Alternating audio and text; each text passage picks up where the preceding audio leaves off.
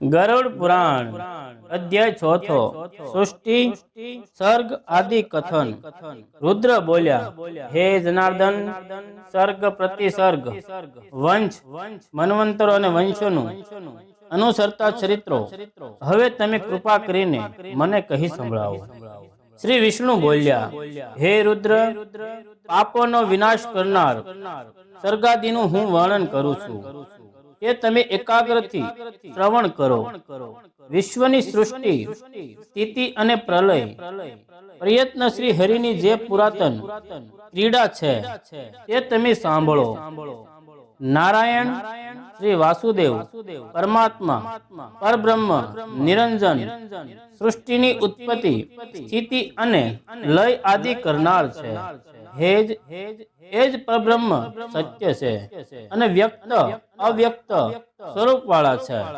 એ જ પરબ્રહ્મ પુરુષ રૂપે તથા કાળ રૂપે રહ્યા છે। વળી તે જ વિષ્ણુ આદિ અંતરહિત તથા સર્વનું ધારણ પોષણ કરનાર છે।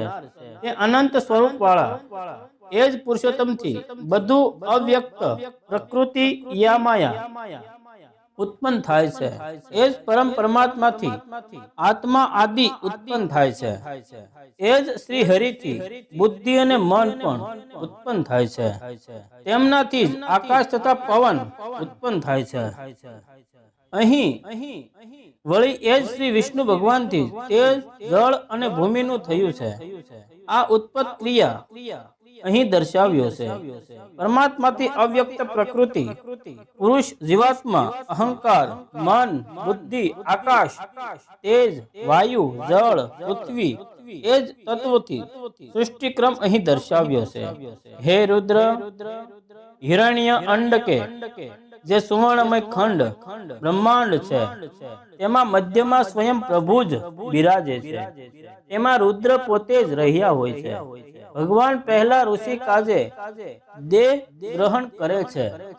તે જ બ્રહ્માંડમાં સર્વકાળ ચતુર્મુખ બ્રહ્મા રજોગુણની અધિ માત્રાવાળા થઈને શરીરને ગ્રહણ કરે છે।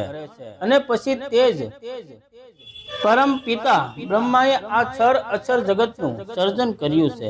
જય શ્રી કૃષ્ણ।